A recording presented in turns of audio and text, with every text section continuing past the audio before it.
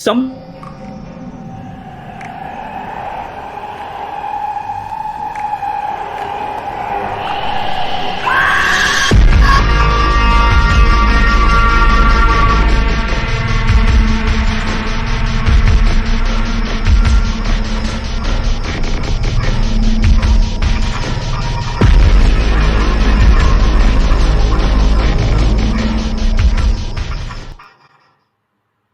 Now we are excited to welcome from BoneYard Effects, horror makeup and creature effects master, Larry Bones. Hey guys, Hello. How you doing? Good, how are you? We're doing really good, Good. Glad to get Thanks started. for having us today. It's our pleasure. Thank you for coming. So, what we're going to do today is actually, I'll introduce myself and give you a little bit of background about what we do here at the BoneYard. I've been doing special makeup effects since 1993. We actually founded our business BoneYard Effects in 1995, so we're in our 25th year now. So, what I'm going to do, we've been working in the entertainment industry, working in film and television, and basically any type of form of entertainment since that time. But we pretty much worked in that until 2006. In 2006, we got the call from Universal Studios that they were bringing back Halloween Horror Nights. So we were brought in to be their head of makeup and monsters in 2006. And we did that for 11 years, and it was a fantastic experience. We did all the best years, in my opinion. I think we did all the really best years of it growing and becoming the fantastic beast that it is. Unfortunately, we know that it's not going to happen this year, but understandable. We knew it was going to be a difficult thing. But in 2016, we decided to move on and do our own thing. So we started getting into the world of creating our own Halloween haunted houses and doing horror movies. We started our first year doing Into the Black, which was it was a haunted attraction that you had to walk through yourself. And we also created a horror movie that went with it. So it told the story. So the haunt itself actually had a story. And we did that, and it was a fantastic experience. We did that for a couple of years. And just recently, we did our most recent project, which is Horrorveld, which is we're doing a vampire film. So we're spreading ourselves and doing all the fun things out there from movies and haunted attractions and things like that. So what we're going to be doing today is I'm going to be using my lovely wife here, Cheryl, is going to become a character from our film Horrorveld. So I'm going to turn her into a Nachtjäger, which is a night eater, which is actually something from the film. It's from German folklore. It's part of the film. And I'm going to be doing many, many things to her throughout the day that you guys are going to be able to check out on the progress of how we do this stuff. So today what we're going to be doing is I'm going to be putting a bald cap on her. And so we're going to get rid of all of her hair. It's fun. I'm going to be applying a foam latex prosthetic on her face. We're going to be coloring that all up, and we're going to be including at the end. You'll see at the end we're going to be putting on ventilated hair pieces onto her. We're going to be using fake teeth in her mouth. We're going to use contact lenses on her. So she's going to look nothing like this by the time you check this at the end of the day when we're done with this. So that's what we're going to do. And so I'm going to just go through a little bit of the steps what we're going to do before I get started. I don't want to show you too much until our next step at 4:00. So what first thing I'm going to be doing? I'm going to be using the bald cap, a little vinyl bald cap on her. We've got all of these fun things. I showed you the prosthetic we're going to be using. We've got our little fake teeth we're going to be putting in her mouth. And then some contact lenses, but we'll save that for the final reveal. So I guess we're going to go ahead and ready to get started. Sure. So we'll get started. I don't know how much time we actually have left in here before we get going. So we're just going to jump right into it. I know that we're going to be popping in and out throughout the day. So I'm sure they'll say, okay, we'll be back. So we're going to get started on it. So we're going to go ahead and get going on this.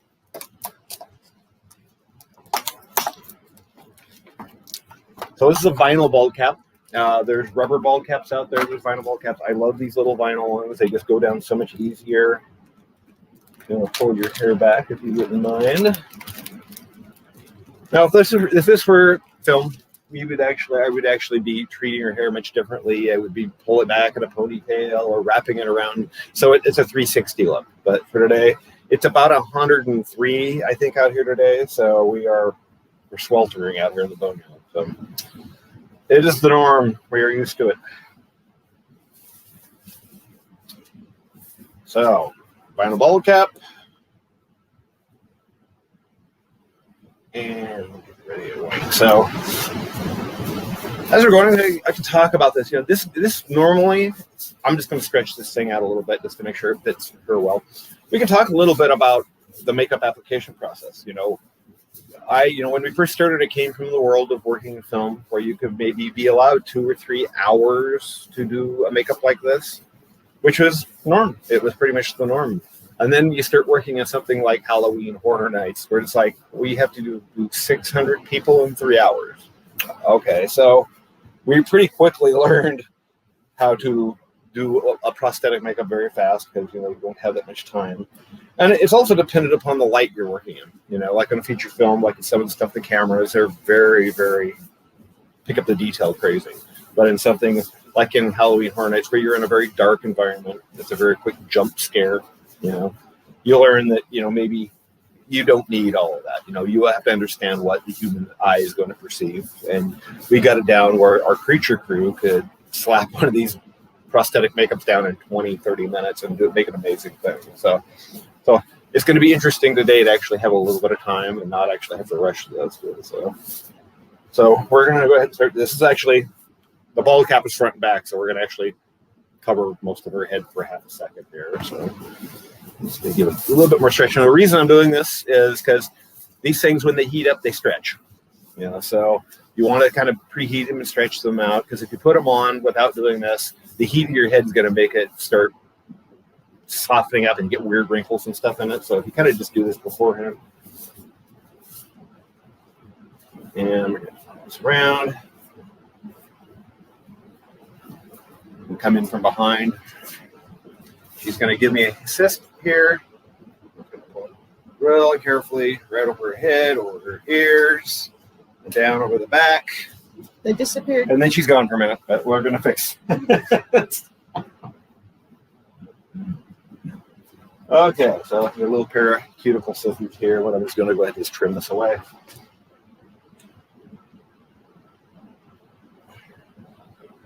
Now I'm lifting the cap, so there's no way I'm going to cut her skin. I'll cut my finger before I cut her skin, just lifting it up. Now, if this were a cap that I would be doing for, if I were doing a bald cap, just making someone bald, you'd want to treat this in a very different way. Because these edges that I'm cutting right now are going to be covered by the prosthetic, so I don't have to terribly worry about its placements.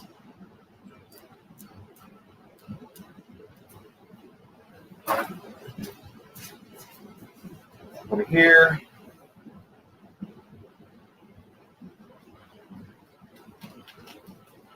And there, she's back. See, that didn't take long.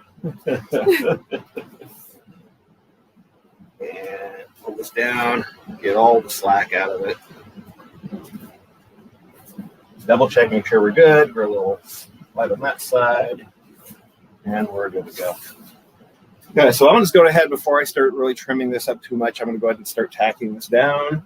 What I'm using today is Pro Adhesive. It's standard in the industry. It's water-based. It works really well. There are stronger glues or silicone-based glues, but this is pretty much a standard. We like this a lot because it's water-based. It doesn't burn your skin. It sticks really well. So I'm just going to put a little bit of this in the cup and get a Q-tip.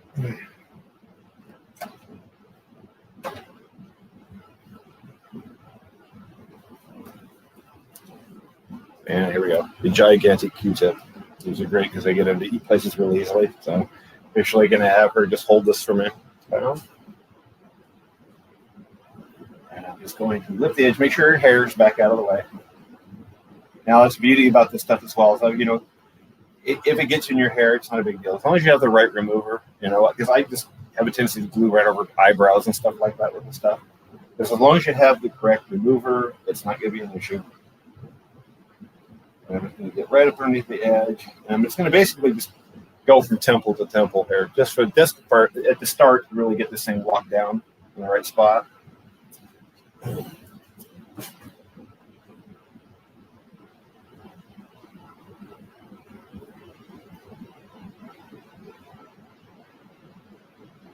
And just get pushed in. And it's so hot out here today. This stuff is going to dry really, really fast. I'm actually going to be here in the back of an air conditioner on here so she doesn't die. Which is greatly appreciated. Not a good day today. So just get this pack down here. And, if you wanted to, depending on whatever you're creating, you could. I've done many makeups on her where I've actually left her ears inside the ball cap if we're creating something that's, and making her into a fish or something that the creature doesn't have ears. You can leave the ears inside the cap. It's kind of a cool thing. But we're creating an Auxier, which was a human at one point. So we're going to go ahead and pop her ears out. So I'm going to grab my scissors again. We're going to trim her ears out now. You would think, okay, let's cut out the size of her ear. And it's like that, if you do that, you're going to have a gigantic hole once you get it to the back. Where the ear connects to the head is actually pretty small. So I'm actually just going to kind of like right where if you put your finger in your ear, kind of figure that's about the size of where you want to cut the hole. There again, I'm pulling the cap away, so my finger's underneath the cap and not on her ear. I'm just going to carefully trim away the hole here. Pull away from here. If you want to turn, I don't know if you guys can see, but actually how small that hole actually is. It doesn't have to be gigantic because you're going to see what to do. Pull your ear right through this hole. Now we may have to do some trimming. You can always cut more away, but once you cut it out, it's pretty much there.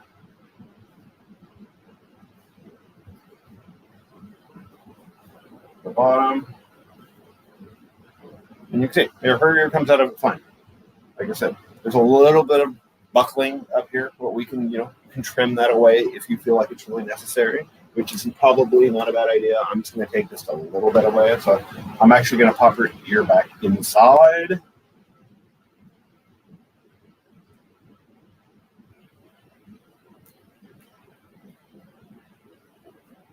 And pop it back out again. There we go. You can see we can pull all of those wrinkles out. The prosthetic's going to cover a lot of this. So like I said, it depends on what your project is doing, if you need this or not. So now that it fits through, I'm just going to go ahead and put some glue through, down, underneath, press it in. Pull this a little forward. Do me a favor and hold that down for a minute. So while that's drying, I'm going to go ahead and pop the other one out.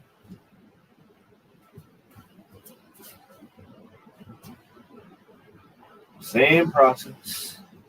Line the center of the ear. Let out the little hole.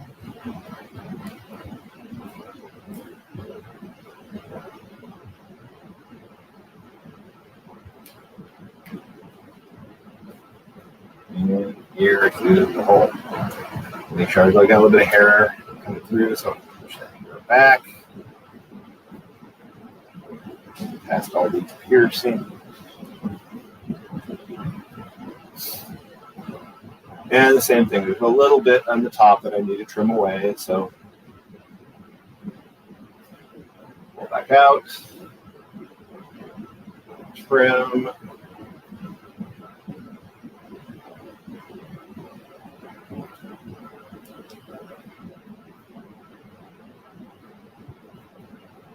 A little bit more. Still got a little bit much on the top here.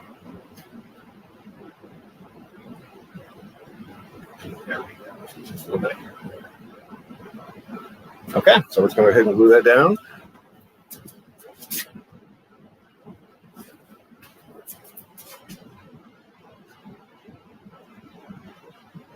And lift the cap. Push the glue. Tap into the glue. Hold it for a sec. I'm not sure how we're doing for time. I know that we're going to be popping out here soon. So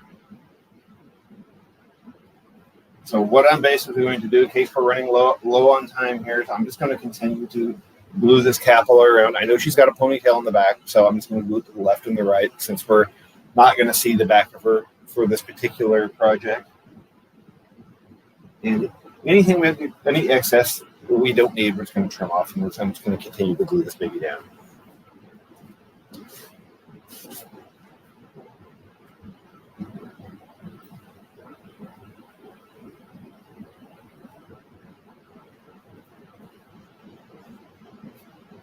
Hey, Larry, I wanted to jump in really quick and see, you have some questions. Do you mind if I put some of the questions up for you to answer? Let's do it. Yeah, here we go. We have, we use your foam latex pieces all the time and love them. What glue are you using to apply the bald cap? Actually, I'm using Pro Adhesive or Prozaid. This is actually Graftobian brand, but there's Prozaid Pro Adhesive. It's a water-based adhesive. It's what we use primarily on most any application. I've always I'll keep a little bit of silicone-based adhesive just next to me, just in case. Sometimes, pieces are fit a little bit or resistant to gluing down, so I can always keep the stronger adhesive with me, just in case. I think that's all we have right now, but I'll pop them up if we get more questions. Okay. Yeah, just hop in any given time. So no worries. So I'm just going to go ahead and continue down the sides of your neck and glue the sucker down.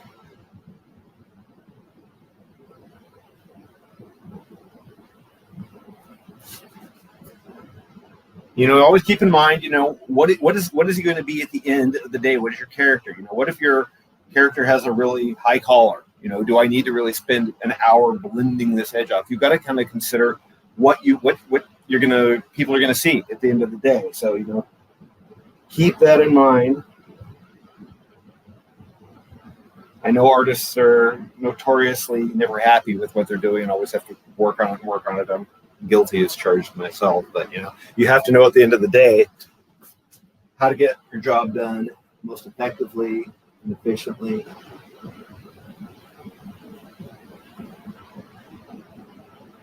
Okay.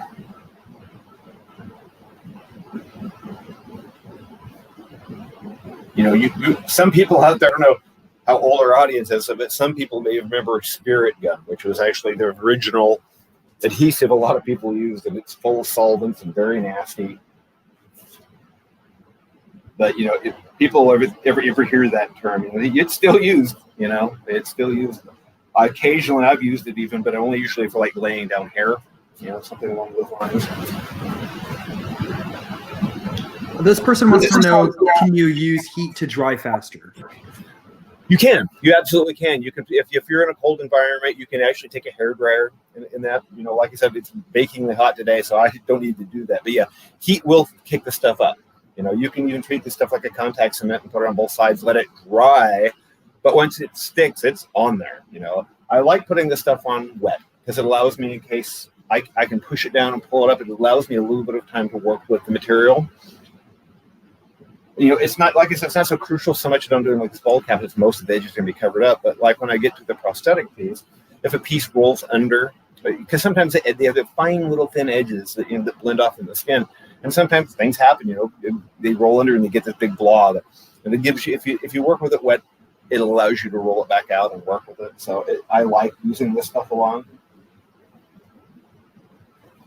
So I think we're probably going to be a little bit of loose edge on this one side. So we'll go ahead and get that fixed.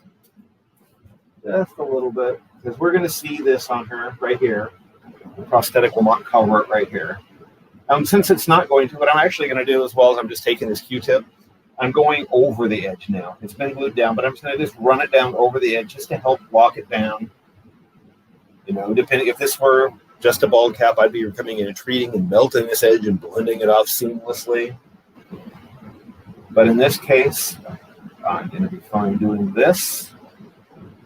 I know what her wardrobe's going to be at the end, so I know what's going to be covered and what isn't.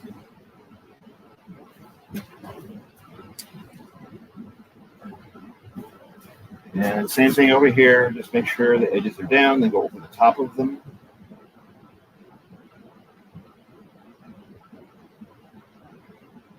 Okay, we're good to go. So what we need to do now is I always like to just, I've done this makeup on Cheryl before, so I know it's going to fit. But if you don't know who you'll be working with, it's always a good idea before you take glue to anything. It's just do a test fit on one of these appliances. It's a foam latex appliance. It's the same stuff we use in all of our effects, faces, prosthetics line that we sell. This is just one created specifically for a horror felt piece, so or not theater. So, you can see that if I get you close, you can just, the edges are really, really thin. They really blend off quite nicely. I've just prepped. I've taken every eye holes out, making sure that it's good to go. And I'm just going to come in. I'm just going to hold it under the face. And what I'm really going to do is just checking primarily in key areas like around the eyes to make sure, because sometimes you need to pluck little pieces that edge off if it's too close to a tear duct or something along those lines. But you can kind of just get an idea of what to expect by doing this first. Like I said, I've done this one before on her, so I know this fits her very well. So, but if you need to, you want to be careful. You don't want to take off too much edge, because if you go too deep into the appliance, you get thicker and thicker and thicker, and it takes longer to blend it off. So I know this works. So what we're going to do is I'm actually going to pre-glue the back of this. It's a small appliance. If it were a very full face appliance, what I'd probably do, I would start in the center, like in the nose area, glue that down, and then start pulling out and working away. Because they stretch. So these are generic fit. This isn't sculpted for her face. This is actually on our standard effects faces line form that we're doing. So what I'm going to do is I'm going to take that same glue and have her hold this for me, and Q-tip, and I'm going to go around the back. So what I'm doing is I'm going to pretty much glue down almost this entire thing, pre-glue it, especially like right around the eyes, because when you have it down, it's a little tricky to pull the appliance away when it's so close to someone's eyes and get in there. So in most cases, this is the way we like to do it. Like I said, when we do it at Halloween Horror Nights, they just glue the back of these things and just slap them on the face very, very fast. Very, very fast. It's an amazing team of makeup artists. So the only place I'm leaving not glued are the outside edges, because they are so thin. I don't want it to fold weird when I'm putting it down for the initial time. So I'm leaving probably maybe just a 1/4 inch around the outside of this thing unglued. Okay. On this side, and there again, all the way around, just around the eyes in this particular case. You don't have to do this if you have the time and the luxury to be able to just do this in a chair and have the hours you would need to do it. But, my training says, just go. We don't have time. So, okay. So there we go. Set this aside. And I'm going to come around from the front. So try not to block you too much. We need to make sure this thing is centered well. So if I can close your eyes. Actually, he's got a little nose piercing too. So I've got a little band-aid that's coming up here. Just use little round band-aids in cases like that, so it doesn't glue or anything. Like I said, it's totally safe. But I come in, start from the center, push the appliance into the skin. And you can see it's glued in the back. It's going into her eyebrows. But like I said, if you have the proper remover, it's not an issue. I always like to pay attention to the tear duct, because that's some places always very uncomfortable. Anything around the eyes is a little weird. So you want to make sure you're trying to make your performers comfortable as possible. Granted, you're gluing a gigantic piece of rubber to their face. But, so I'm going to push this The adhesive is drying, so it's getting sticky very fast. And just get it set into place. So that's all I really need to do. I know it's around her eyes, so now I can come back and start actually gluing all this thing down completely. So, same glue, lifting the appliance, and I'm pushing in between, right up to the edges, and I'm just going to tap it into place. We have a question from Nick K on YouTube. He wants to know, what's your favorite kind of creature to do makeup for? Oh boy, I love them all. That's a tough call.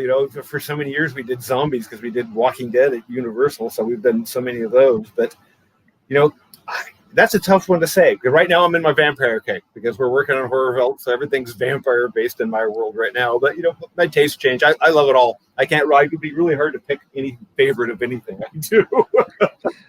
Well, we're gonna go ahead and head out for now, but we'll be checking in back with you later. Perfect. Sounds good. Sounds good. We'll see you about 4, I guess, huh? Yes, we'll see you around 4. And now we're going to take a few minute break, and we'll be back with John Autopsy on a discussion on sound design for Hans. Thank you, everybody.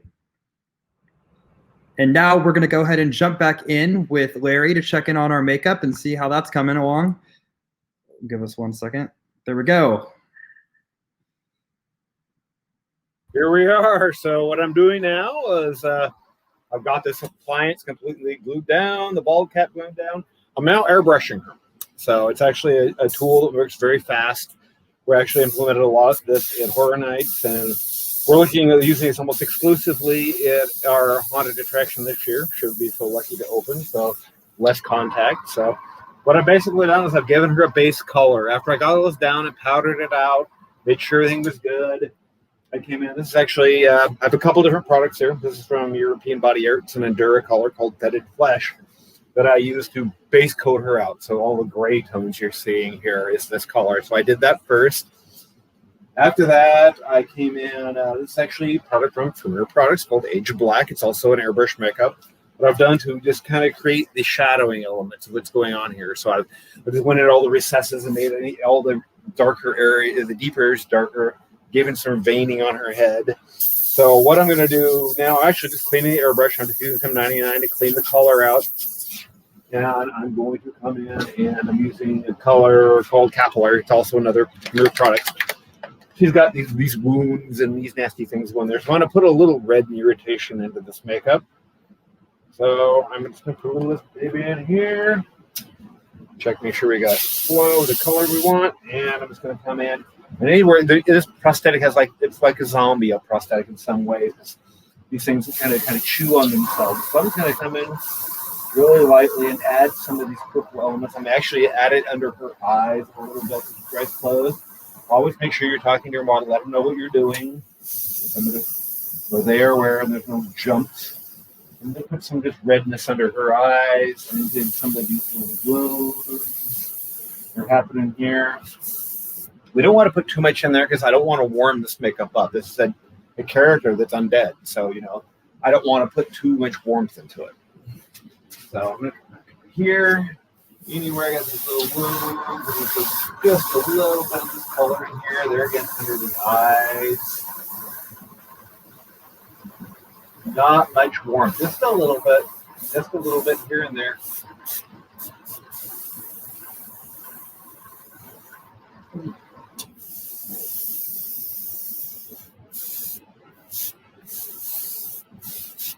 So that's about as far as I'm really going to take it. I don't really want to go too heavy with this.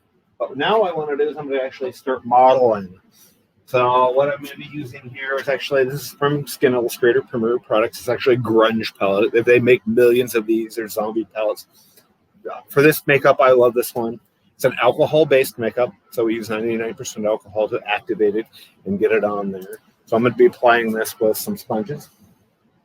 Actually, I'm using little sea sponges. I love the randomness of the texture of these things. You can do this with a regular makeup sponge, just tear it apart. So it's just very random. So it has this, you don't want blocky makeup done here. So those alcohol activated. So I'm just going to come in and just put a little alcohol into this. And get it here and get it into my makeup sponge or my C sponge. And what I'm very randomly, I want to make this, break up this makeup so it doesn't look so smooth. So what I'm going to do is just come in and just kind of, I'm very lightly putting, it's texture. It's very strange texture. It's in this case, it's kind of just more of a wrought color. We want to just kind of break it up a little bit. Now, it's going to seem kind of maybe intense. I don't know how it's reading on there, but I know it seems like it's probably very intense to you, but we're going to come back and tone all of this down. And make sure you get everywhere that's going to be seen on your character, you know, knowing where your costuming is going to be. You know, I know we're not going to see probably the back of her head and the finish reveal too much, but, you know, artists, you have to do what you have to do to make yourself happy. So you come in and just really don't think about it. To twist the sponge, don't think if you think about it too much, it's going to look like you thought about it too much.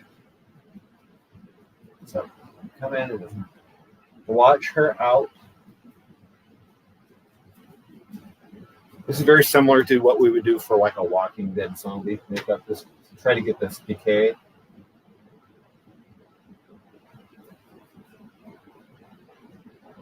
Okay, and you don't want to go too far because you can add so much makeup you can turn it with mud, and we definitely don't want that.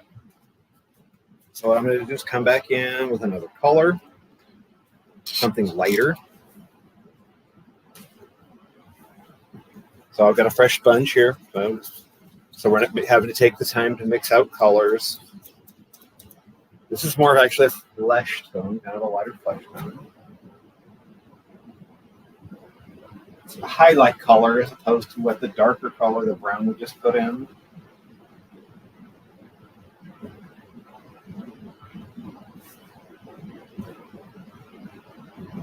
You know, and when you're working on a makeup, you know, if you're not really sure, it's always a good idea to just step back from your makeup. Step back 3 feet and kind of look at it from a distance. It's like, what's actually happening? Because sometimes when you're right here, you're not really seeing the big picture. So sometimes you just, never a bad idea, just to step away.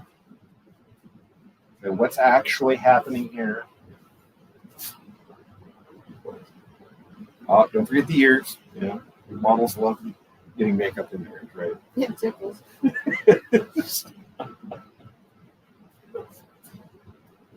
Pop it outside.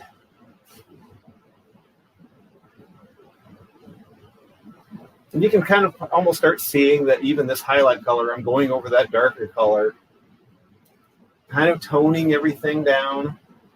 And you know what I'm going to do is when I'm done with this modeling is I'm going to come back and with that base tone, which is that fetid flesh, and give it a light dusting, which is actually going to pull everything where it feels like it's under the skin rather than painted on the skin.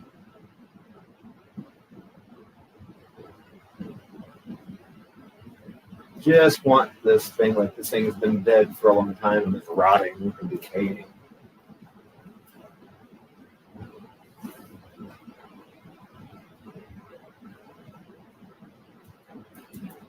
Okay, we have a question here. Yes. Someone says, if we accidentally blotch up the makeup, do we add more all around or remove it? Accidentally remove the makeup? They said if they accidentally blotch up the makeup. Accidentally wash off the makeup. Blotch. Oh, blotch it off. Yeah, you know, you may actually, depending, sometimes you can go too far. You know, if you get to the point you're turning into mud, you're probably going to have to start over, go back to your base coat and get to that point because eventually there's a point of no return. So most likely, if you get to the point where everything just comes together, because sometimes, you know, this is alcohol makeup, they'll start blending together and eventually you become like just brown or just gray or something along those lines. So yeah, it's always just a good idea. I mean, you may have to, you know, it's unfortunate that sometimes you may go, okay, this went too awry and I may have to start over. Hey. Now, also what I like to talk about is like going around your character's eyes. I know a lot of people, I see it's a pet peeve of mine, the people who just spray monsters' eyes black, you know, because, you know, it shows that, you know, the eyes are part of it. You know, the eyelids should have some of the highlight that the rest of the skin should have. So, you know, I like to put leave some of these lighter colors in here. And when I come in for highlighting, I'll come in and just introduce some of these colors so it's not just a black void.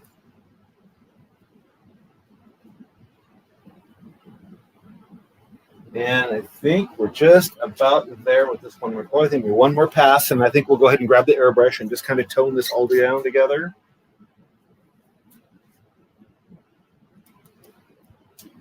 We come up here where I've got a little bit, and I'm going over some of these other colors. Because ultimately we want layers. It's a really, that's the beauty of doing these makeups, is the layers, giving it depth.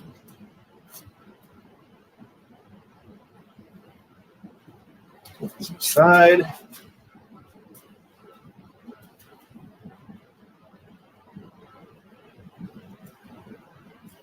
And I think we are pretty close to being good there. Get the tip of her nose down a little bit.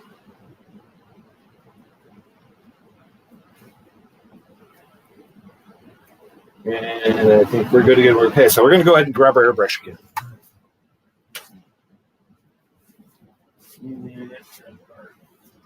Bedded flesh color.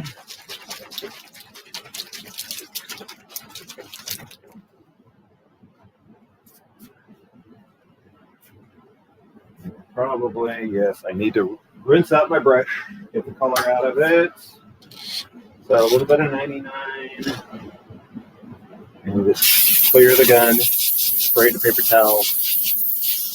A lot of times, like in Horror Nights, our makeup artists would have up to 6 of these guns at one time, so they didn't have to take the time to clean. So they would just grab our color palette and these guns and just go for it, which saves so much time. Okay. The stuff settles quite a bit, so you have to make sure before you use it, go ahead and shake it up.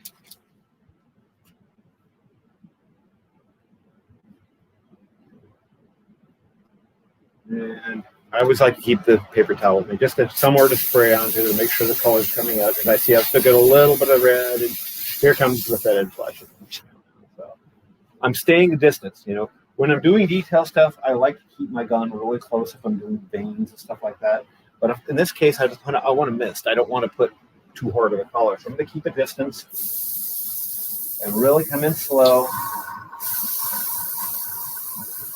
Now, this is going to be really subtle, but in the end of the day, it's going to pay off.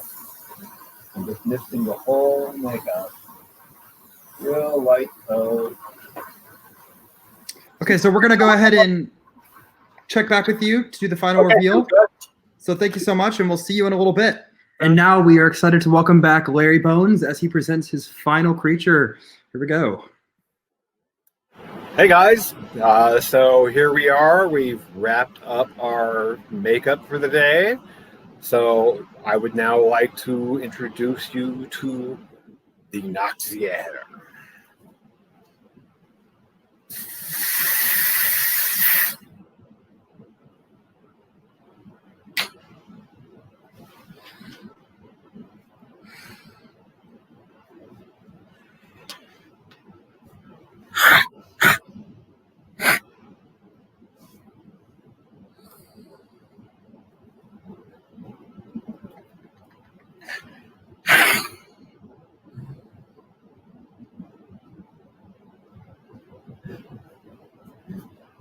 So there you have, you saw my beautiful wife has now become this insanely crazy creature. Thank you so much. That's amazing. That is so neat. Step on in here so people can really check you out. So it's a culmination of so many things what we've got going on here. We've, like I said, we've been you used a bald cap, you've performed latex prosthetic, we've got contact lenses, we've got fake teeth, we've got foam gloves, we've got ventilated hair to create this head-to-toe creature. So I hope you guys enjoyed this demo today, and check us out at BoneYardEffects.com. Thank you so much. Do you mind if we take some questions really quick, if anybody has any? Absolutely. Yes, let's do it. Let's see if people have.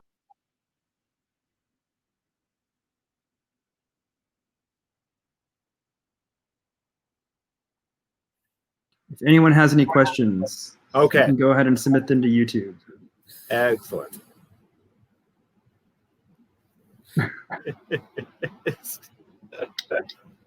So how long does the entire process generally take for what?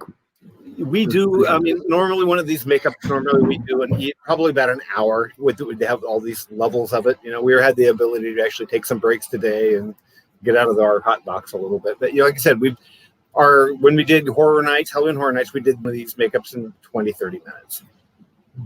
Here's a question. How is it managing a production versus a makeup team at a haunt? It's actually not that different. It's actually not that very much different. It's you know, you have different players in the game, but it's, you know, at the end of the day, you know, it's making sure every department has it covered, and so, you know, ultimately it's not that different. And then we have another one. How often would you have to touch up the prosthetics?